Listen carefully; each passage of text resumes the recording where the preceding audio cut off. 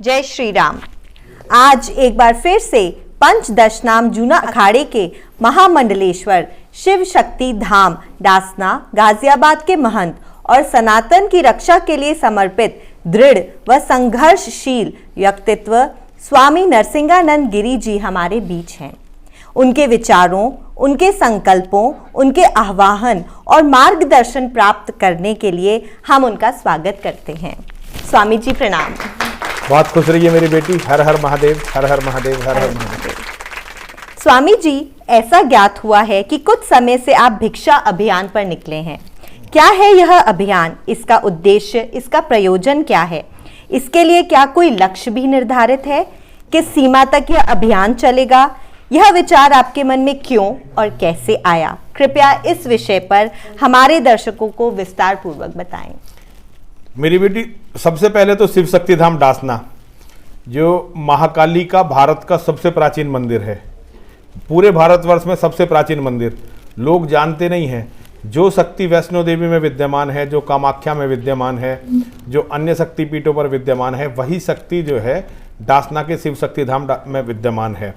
महादेव की वहाँ स्थापना 5200 साल से अधिक पहले की गई थी भगवान परशुराम जी के द्वारा। आज वो मंदिर बहुत ही जीर्ण शीर्ण अवस्था में है। उस मंदिर का पुनर्निर्माण हो, जीर्णोद्धार हो, एक तो ये लक्ष्य है। शिव शक्ति धाम डासना का पूरा निर्माण होना। लगभग 50 बीघे में वो मंदिर फैला हुआ है। उसके जीर्णोद्धार के लिए और पुनर्निर्माण के लिए हमें काफ़ी धन की आवश्यकता है। सनातन धर्म के जागरण का, उसे एक केंद्र बनाने का संकल्प मेरे मन में आया हुआ है। मुझे नहीं पता ये काम होगा या नहीं होगा, क्योंकि ये तो माँ और महादेव जाने। वहाँ चढ़ावा नहीं है। वहाँ पूरे साल का चढ़ावा अगर होगा, अगर आप गले की बात करें तो 5-6 लाख रुपए पूरी साल में आते हैं, जिसमें 2 मेले भी लगते हैं। क्योंकि वहाँ 95% आबादी मुसलमानों के, शहर से जो जाने वाले लोग हैं वो कुछ लोग हैं जो हाँ हमारी मदद करते हैं, लेकिन वो बहुत कम है। मेरा अपना जीवन भी काफ़ी अस्त व्यस्त है जो मैं वहाँ रहता हूँ। माँ और महादेव ने मुझे वहाँ रख रखा है।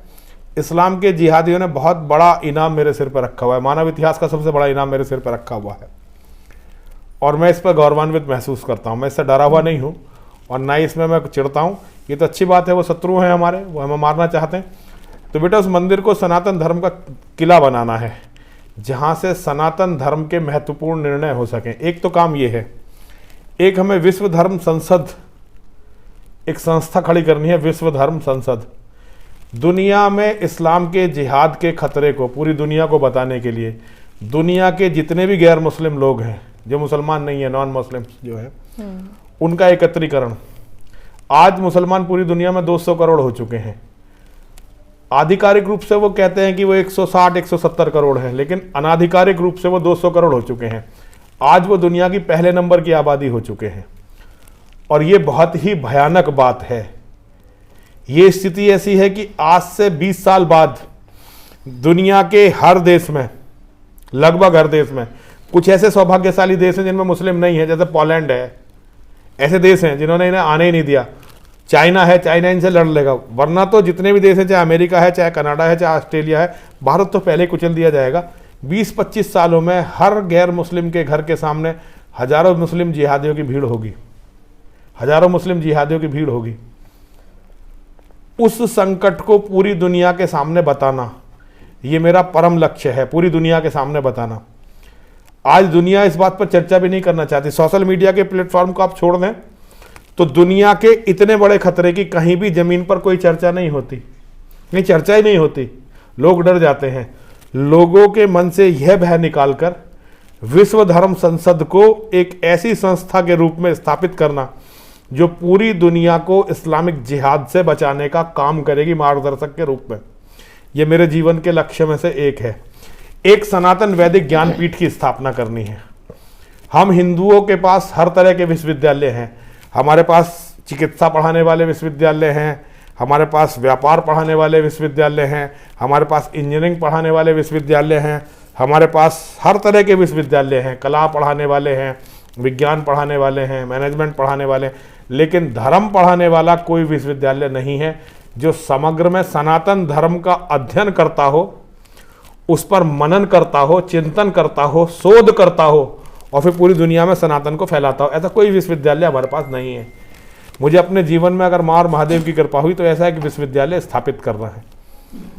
ये 3 मुख्य लक्ष्य मान लीजिए। अगर ये 3 मुख्य लक्ष्य हम पूरा करते हैं तो सनातन वैदिक राष्ट्र की स्थापना करनी है। ये परम लक्ष्य है। और सनातन वैदिक राष्ट्र एक बार अगर बनता है तो पूरे विश्व में हमें सनातन का संदेश देना है फिर कि सनातन है क्या। लेकिन उससे पहले सनातन बचना चाहिए। तो ये इन सारी योजनाओं के लिए हमें बहुत विपुल धन की आवश्यकता है, मतलब कल्पनाओं से ज़्यादा धन की आवश्यकता है मुझे।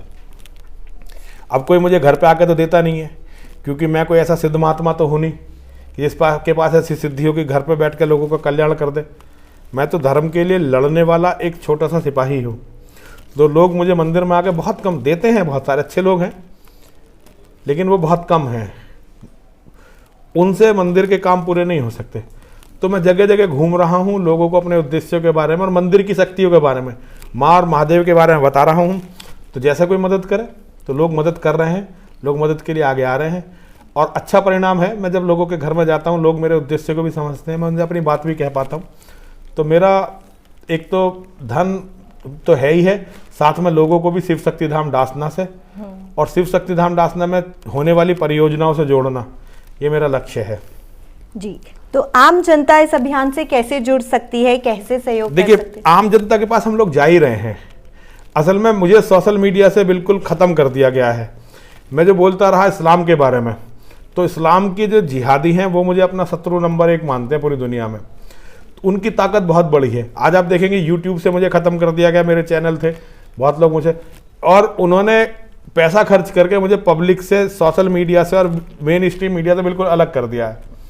पहले अखबारों में मेरी खबरें रोज़ छपती थी, अब अखबारों में मेरी खबरें बहुत रेयर छपती हैं। जब कोई बहुत बड़ी घटना हो तो छपती है, वरना छपती नहीं है। तो मुझे ये समझ में नहीं आ रहा कि जनता तक इसके अलावा क्या तरीका है कि मैं लगातार पहुँचूँ। मैं लगातार पहुँच रहा हूँ, लोगों के घरों में जा रहा हूँ, उन्हें अपनी बात समझा रहा हूँ। और माँ और महादेव की कृपा है, माँ और महादेव ने मुझे लड़ने का और सत्य बोलने का साहस दिया है। और माँ और महादेव के लिए मैं कोई भी परिश्रम करने में पीछे नहीं हटूंगा, लगातार लोगों के पास जाता रहूंगा। जी, लोग ऑनलाइन भी ट्रांसफर कर सकते हैं। ऑनलाइन ट्रांसफर कर सकते हैं, वो हमारा ट्रस्ट है, ट्रस्ट का नंबर है, उसका गूगल पे नंबर भी है, वो भी है, वो मैं आपको दे दूंगा, बता दूंगा। लोग ऑनलाइन भी ट्रांसफर करते हैं। स्वामी जी, इस अभियान के लिए आप अब तक कितने जिलों का भ्रमण कर चुके हैं, और यह जिला स्तर तक ही रहेगा या प्रदेश स्तर तक और राष्ट्रीय स्तर तक भी ले जाएगा? देखिए, अभी मैं गौतम बुद्ध नगर में एक विशेष बिरादरी है, गुजर बिरादरी, उनमें भ्रमण कर रहा हूँ और उसके बाद फिर मैं जाऊँगा सभी में। और देखिए, मेरा अभी जो लक्ष्य है शिव शक्ति धाम डासना के लिए गौतम बुद्ध नगर और गाजियाबाद, ये 2 जिले हैं। यहाँ अलग अलग लोगों के पास जाके उनसे भिक्षा मांगना। मुझे लगता है कि गौतम बुद्ध नगर से और गाजियाबाद से मैं इतना धन संचय कर लूँगा कि मंदिर का निर्माण हो जाएगा। उसके बाद जब हम विश्व धर्म संसद के लिए कार्य करेंगे जी, तो हम भारत के 10 से 20 शहरों में जाएंगे। वहाँ जो हमारे साथी, हमारे मित्र हैं, उनकी सहायता से हम लोग भिक्षा करेंगे और अलग अलग जगह से भिक्षा लाएंगे। विश्व धर्म संसद के लिए हमें लगभग 5 से 10 करोड़ रुपए के बीच की ज़रूरत है। और हिंदुओं के लिए कोई बहुत बड़ा वो धन नहीं है। एक एक हमारे महामंडलेश्वर, जो हमारे इस तरह के सन्यासी हैं, वो अपने एक एक आयोजन में इससे अधिक धन लगा देते हैं, लेकिन हिंदू लड़ने वालों को धन नहीं देता। मेरे पास एक यही तरीका कि मैं लोगों के पास जाऊं, लोग जो भी दें उससे ही कार्य। देखिए, माँ और महादेव की ऊर्जा है शिव शक्तिधाम डासना में, वहाँ होने वाला, वहाँ जो भी कार्य शुरू होता पूर्ण जरूर होता है, चाहे इसमें कितनी बाधा आए। तो मुझे लगता है कि विश्व धर्म संसद एक बहुत ही भव्य और बड़ा आयोजन होगा। ये 17, 18, 19, 20 और 21 5 दिन चलेगा दिसंबर में 2024 में। हम इसकी तैयारियों में लगे हुए हैं। और सनातन वैदिक ज्ञानपीठ के लिए तो हमें पूरी दुनिया से मांगना पड़ेगा, क्योंकि वो बहुत बड़ी कॉन्सेप्ट है और उसमें विपुल धन की ज़रूरत है।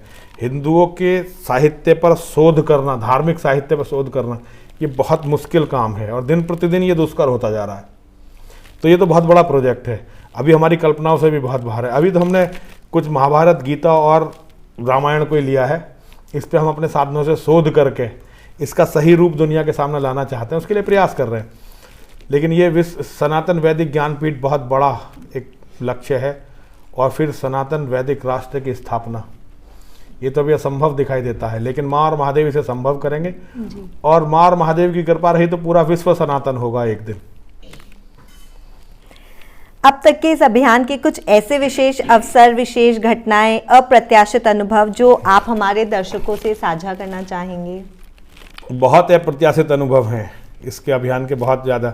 मैं जब मंदिर में बैठा रहता था तो मुझे लगता था यार किसी के पास जाऊंगा तो कौन हमें देगा, कौन हमें मानेगा। लेकिन जिस तरह से लोगों ने गर्मजोशी दिखाई है, मैं सोचता था कि मुझे जानता ही कौन होगा। लेकिन जब मैं लोगों में गया, देखिए मैंने पैसा कितना इकट्ठा किया ये इम्पॉर्टेंट नहीं है, लोगों ने किस तरह से मेरा साथ दिया वो बहुत इंपॉर्टेंट है।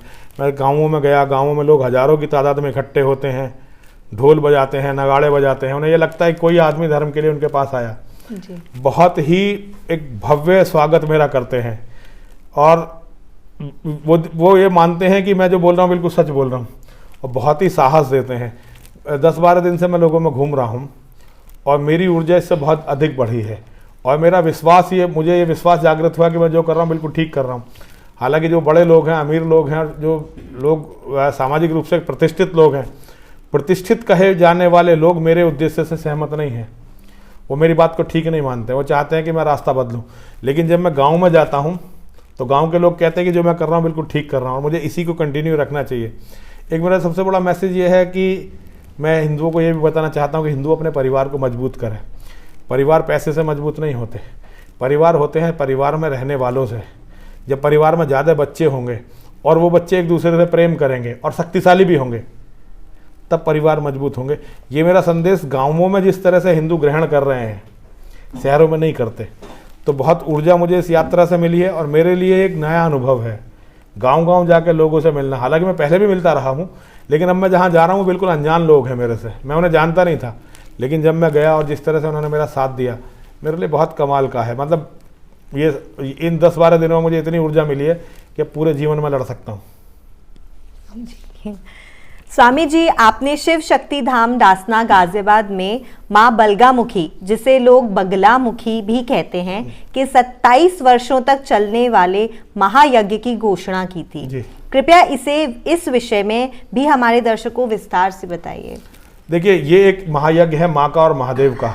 ये महायज्ञ जब शुरू होता तो पहले भोले बाबा का रुद्राभिषेक किया जाता संपूर्ण विधि से, फिर दुर्गा सप्तशती पर संपूर्ण हवन किया जाता है, और उसके बाद शाम को माँ बलगामुखी का, जिन्हें बगलामुखी कहते हैं, उनका यज्ञ होता है। 27 साल में सारे, आज तक मैंने अपने जीवन में जब भी माँ और महादेव के सामने सिर झुकाया है तो मैंने उनसे एक ही बात कहा है, सनातन धर्म बचना चाहिए, सनातन के मानने वालों के बच्चे बचने चाहिए, सनातन धर्म के जो शत्रु हैं उनका समूल विनाश होना चाहिए। मुझे अपने लिए मांगने की जरूरत नहीं पड़ती, मेरे लिए मेरे माँ और महादेव की इतनी कृपा मुझ पर है कि मेरे अपने भाई बंधु हैं, मेरे अपने मित्रगण हैं, वो मेरी आवश्यकता लायक मुझे दान करते हैं और मुझे इतना मिलता है। मतलब मुझे व्यक्तिगत खर्चों के लिए कोई दिक्कत नहीं है। लेकिन जो मेरे उद्देश्य हैं, मेरी माँ और मेरे महादेव मेरे उन उद्देश्यों को पूर्ति करें, तो सनातन के शत्रुओं का समूल विनाश हो, इसके लिए मैं हमेशा पूजा करता हूँ। 27 साल का लक्ष्य भी मैंने इसीलिए रखा है कि 27 साल हमें अभी बहुत ज़्यादा आध्यात्मिक ऊर्जा की ज़रूरत है। सनातन धर्म को, सनातन धर्म की आध्यात्मिक ऊर्जा बढ़े, ये मेरा इस यज्ञ से लक्ष्य है। और माँ और महादेव की कृपा रही तो जैसे जैसे लोग इस यज्ञ में जुड़ते जाएंगे ये ऊर्जा बढ़ती जाएगी। और ये हम केवल शिव शक्ति धाम डासना में नहीं करेंगे, हम पूरे देश में घूम घूम के इस यज्ञ को अभी जैसे हम उज्जैन करके आए हैं जी, अभी हम थोड़े दिनों में वाराणसी जाएंगे, पंजाब जाएंगे, हिमाचल जाएंगे, जगह जगह हम जाके इस यज्ञ को करते हैं। तो लोगों की आध्यात्मिक ऊर्जा, माँ और महादेव के प्रति उनका समर्पण बढ़ाने का हमारा लक्ष्य है। माँ और महादेव से हमारा कहना यह है कि सनातन धर्म की रक्षा हो, और माँ और महादेव हमारे इस बात को, प्रार्थना को बहुत स्वीकार करेंगे, ये मेरा पूर्ण विश्वास है। तो 27 साल ये महत्वपूर्ण 27 साल हैं सनातन धर्म के लिए। अगर हम इस 27 साल में युद्ध को हार जाते हैं तो हमारा अस्तित्व खत्म हो जाएगा। देवी भागवत में मेरी माँ ने बहुत स्पष्ट कहा है कि मैं जिस पर प्रसन्न होती हूँ उसे सद्बुद्धि देती हूँ। तो हम सबको, मेरे सहित सारे सनातन के मानने वालों को सद्बुद्धि मिले और वो धर्म को समझें, यही कामना है माँ और महादेव से, और वो पूरा करेंगे माँ और महादेव, पूर्ण विश्वास है जी। कुछ वर्षों से सोशल मीडिया पर 2 अक्टूबर को पूर्व प्रधानमंत्री स्वर्गीय लाल बहादुर शास्त्री जी अपेक्षाकृत अधिक दिखाई देने लगे हैं। 25 दिसंबर को सेंटा की जगह गुरु गोविंद सिंह जी के पुत्रों के बलिदानी सप्ताह की चर्चा अपेक्षाकृत अधिक होने लगी है। पाश्चात्य नववर्ष पर हमारा नववर्ष जो नवरात्रि से प्रारंभ होता है, यह स्वर भी अधिक सुनाई देने पड़ने लगे हैं। आपको क्या लगता है, सनातनी अपने राष्ट्र, सभ्यता, संस्कृति के प्रति जागरूक हो रहे हैं? आप इसे कैसे देखते हैं? नहीं, मैं इसे इस तरह से नहीं देखता हूँ। एक भेड़ चाल है जिस पर पूरा सनातन का समाज भागे जा रहा है। हमारा नववर्ष इस तरह का है ही नहीं। हमारा नववर्ष त्यौहार नहीं है, हमारा नववर्ष साधना के लिए है। जिसे हम हिंदू नववर्ष बोल रहे हैं वो त्यौहार नहीं है, वो हमारी साधना का काल है। जिन लोगों ने ये हमारे लिए साधना का काल तय किया था, वो कम से कम मुझसे और आपसे तो बहुत ज़्यादा बड़े थे। उनके ज्ञान की सीमा, उनके विज्ञान की सीमा। नववर्ष जो है, नववर्ष को इस तरह से मनाना हमारी कॉन्सेप्ट थी नहीं। हम तो नववर्ष जब मौसम बदलता, अपने शरीर की शुद्धि के लिए साधना करके पूरी साल के लिए तैयार होते। हमारे 4 नवरात्रे हैं। हमारे चैत्र के नवरात्रि से तो नववर्ष शुरू होता है, जिसे अब नववर्ष कहा जाए। तो हमारा जब नव संवत्सर शुरू होता है तो हमें तो साधना करनी चाहिए, त्यौहार नहीं मनाना चाहिए। त्यौहार हमारे फिक्स किए हमारे बड़े बूढ़ों ने, होली, दीपावली, दशहरा और रक्षाबंधन, बड़े त्यौहार। उसके तो और बहुत सारे त्यौहार हैं हमारे यहाँ। तो हमारे जो बड़े बुजुर्ग थे, हमारे बड़े लोग थे, हमारे जो वरिष्ठ जन थे, देखिए एक धर्म का एक श्लोक है, उसमें हमें ये बताया जाता है कि जिस रास्ते पर हमारे बड़े गए हैं हमें उसी रास्ते पर चलना चाहिए। तर्को है प्रतिष्ठा श्रुतियो विभिन्ना, नासो मुनिरस्य मतम न भिन्नम, धर्मस्य तत्वम निहितम गुहायाम, महाजनो येन गते से पंथा। जिस रास्ते पर हमारे महापुरुष गए हैं वही हमारे लिए चलने के योग्य रास्ता है। हम हिंदू अपना नया रास्ता अंग्रेजों की तर्ज पर बनाना चाहते हैं। देखिए मैं नववर्ष मनाइए, लेकिन उस तरह मनाइए जैसे हमारे लोग मनाते थे। वो आपसे और मुझसे ज़्यादा विद्वान थे। गुरु गोविंद सिंह जी के बेटों के बलिदान की चर्चा न होना, ये तो हमेशा से ही दुखद था। ये एक पॉजिटिव कार्य है कि उनके बच्चों के बलिदान की हो रही है, तो ये एक बहुत अच्छा कार्य है। इसमें तो कोई संदेह नहीं कि वो तो मतलब ऐसा अतुलनीय बलिदान किसी का था ही नहीं, तो ये अच्छी बात है। और आपने कहा एक तो 15, हाँ, जैसे लाल बहादुर शास्त्री जी का, ये तो गांधी की वजह से, गांधी को बड़ा बनाने के लिए उनके व्यक्तित्व को छोटा करके दिखाया गया।